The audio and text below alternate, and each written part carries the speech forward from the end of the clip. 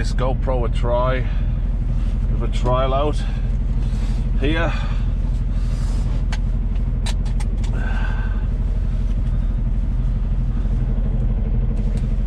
Okay, so my 30 minutes are up and I am good to go.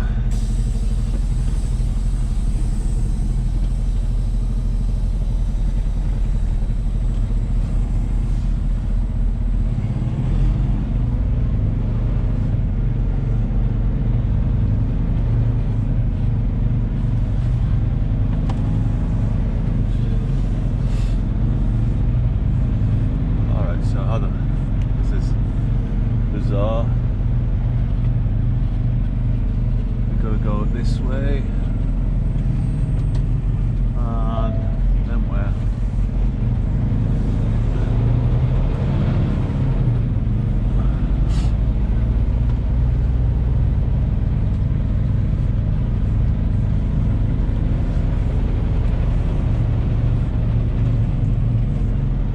What the hell?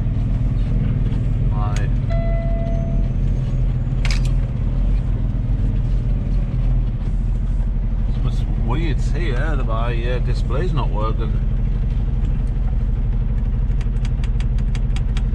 Wow, that's I've never seen it do that before. Really strange. Lights on.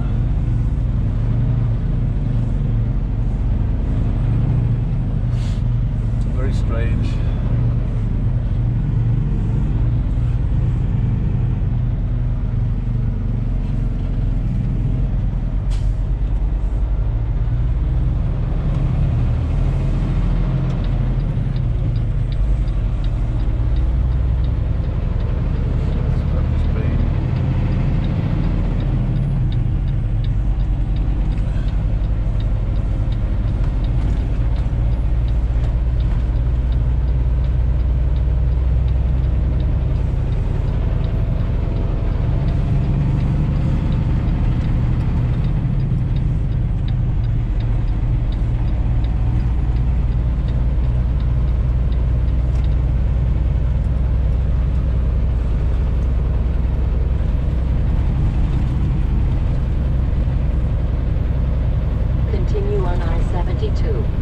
I will.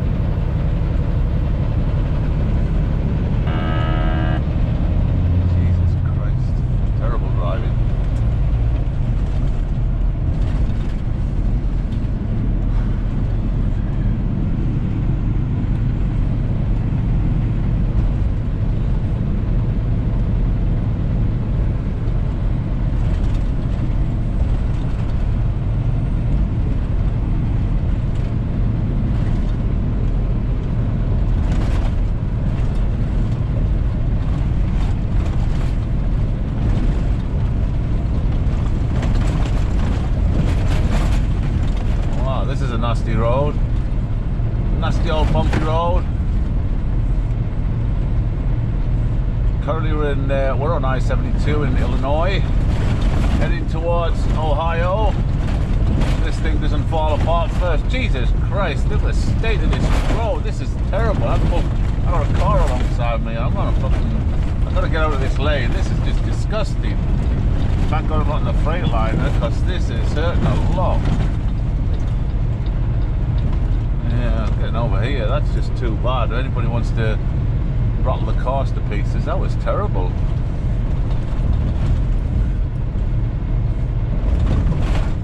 This road needs some desperate repairs. Hey, if you're listening, whoever's in charge of Illinois road repairs, I-72 here, just yeah, need some work on it.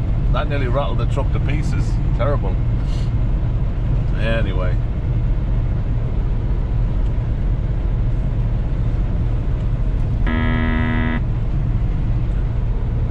So I'm looking in my mirrors there to see if I've actually touched any lines, which I have not, but I still get the buzzer in the ear. That's a lane departure, and it's just overly sensitive, and you just got to get off center and it goes off. I mean, it's a good thing, stops you falling asleep, keeps you alert. If it actually went off when you hit the white line, I've got no problems with that, but they tend to go off all the time. And you know, the first thing I do is check my mirrors to see if I'm on the white line, and if it's my fault, I think I'll get over now. I think it's pretty safe. I don't like hanging out in the left-hand lane unless I have to, but that was just too rough. If that road had continued like that, I wasn't gonna drive in the right lane if it's just gonna shake the truck to pieces. Hello, Blondie.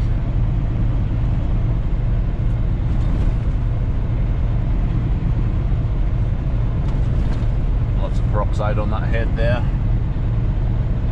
I'm sure the carpets don't match the drapes. But anyway, so yeah, I would have continued in the left lane had it remained as rough in the right lane as it was. That was terrible. It was like a patchwork quilt of a road.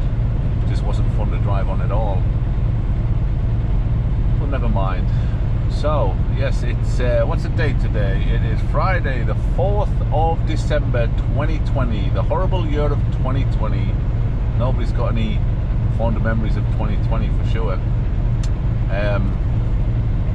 Yeah, so near an end. Hopefully 21 will be better. But however, Joe Biden will be in power, so you can't say it. Although he's got a miracle cure for everything.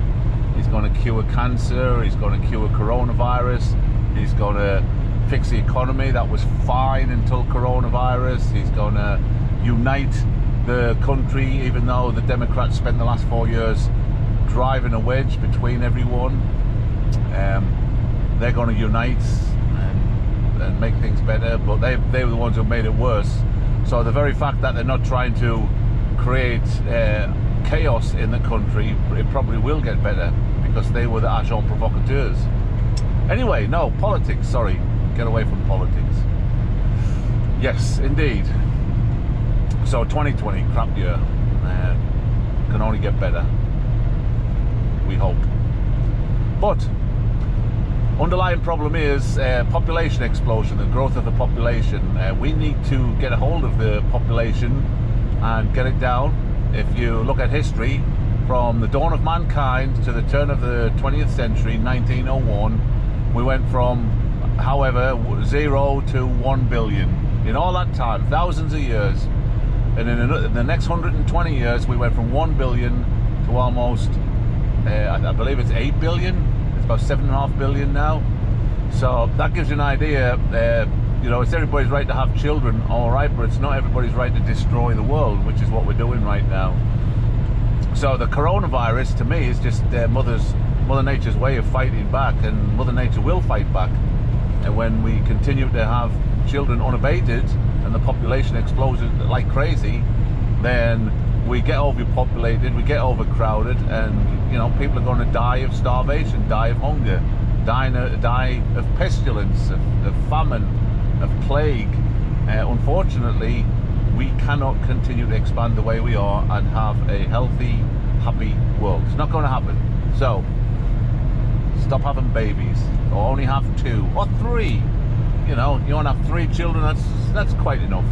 Back in the day, you'd have 12 and 13, but you know, with the infant mortality being the way it was, then you know, you had extra kids to make up for the ones that were going to die. As awful as that sounds, but that's really why people had big families.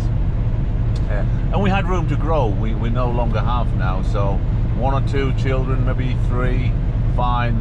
6, 7, 8, 9. You know, you're just polluting the planet, polluting the planet with babies. And that sounds awful, but what I mean by that is everybody's got a carbon footprint. Just think about that. Just think about it. But anyway, so I digress off to politics and the health of the world and all that kind of crap. Now, when really we're all about trucking. So I've got a load of apples, which I picked up in Washington State, a place called Wapato, and you can see that pickup on a previous video. Hopefully you've subscribed by now, so you get all my latest videos. And I came down through Oregon, Utah, Wyoming, and Idaho to get on the 80 on Wyoming, then Nebraska, and then I cut down from Nebraska to Missouri to Illinois, and that's where I am now, and heading for Ohio. I'm currently on I-72. I think I said that already. Let me get over a little bit because this guy's working at the side of the road. With the amount of wind and buffering that we generate, always a good idea if there's anybody. The law states that you have to get over for cops, but I think you should get over for everybody if it's safe to do so. If I see a truck broken down, car broken down, or anything like that, I like to get over to the left lane, and I think everybody should. You're just looking after the population, because what is our number one job? It's not to deliver things, it's to drive safely and protect the motoring public, quite often from themselves. Because as we all know, most four-wheelers are terrible drivers.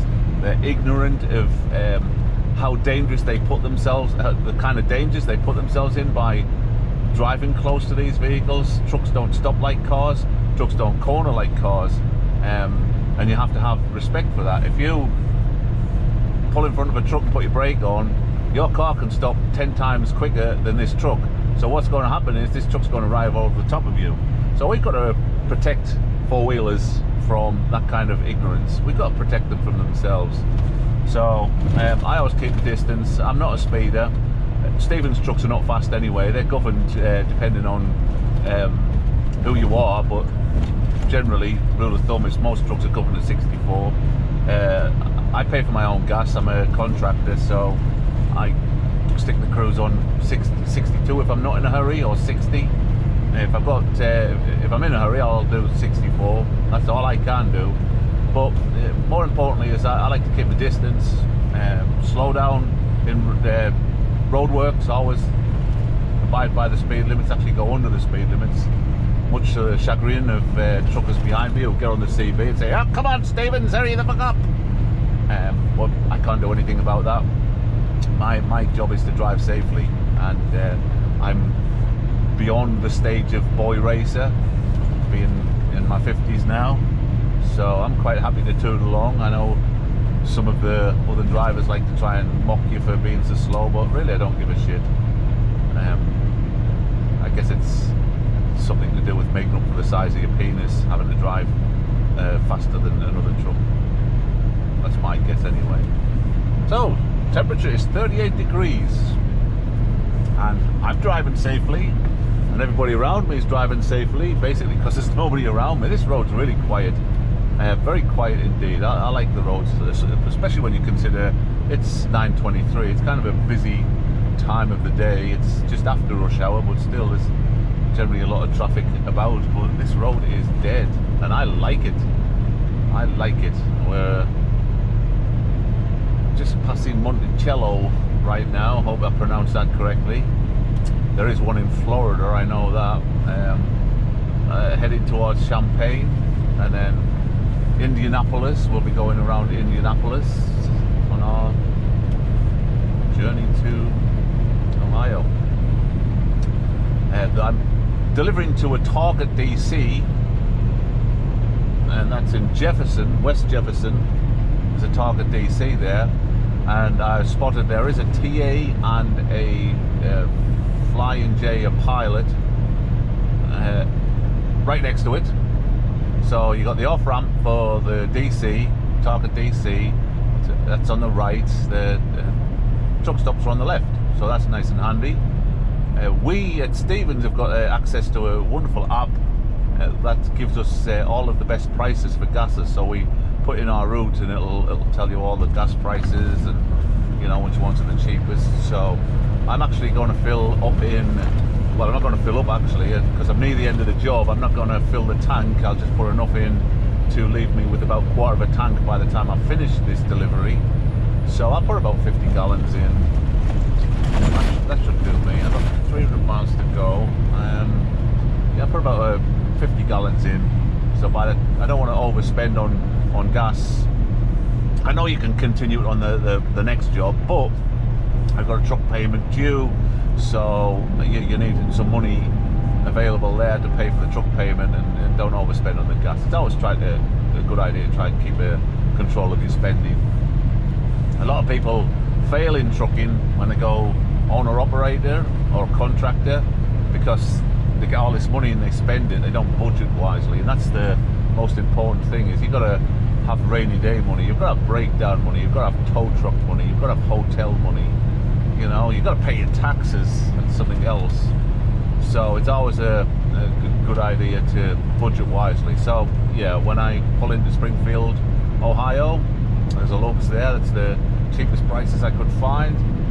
And what I'll do is I will Turquoise Trucking. That's a funny name for a company. A quarter of a tank in. He's coming over to my lane. Some people love to hook that dotted line down the middle when I'm overtaking, which is not very often in this truck and the speeds I do. But when I overtake, I tend to try and keep towards the line on the left, the yellow line. But some truckers really squeeze you, and some of them actually cross over. The point being is, if you're close to the line and close to the truck you're overtaking, and some wind hits you, or you know, you just veer off accidentally, you got more of a chance of hitting them. So that's how I do it anyway. Other than that, I'm going to call my friend up, Robert.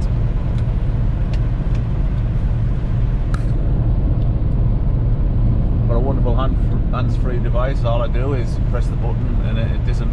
It's about a 1 in 3 success rate for the voice control to work. Well, let's have a go. Call Robert Stevens mobile. Didn't work that time. Try again. Call Robert Stevens mobile. There you go.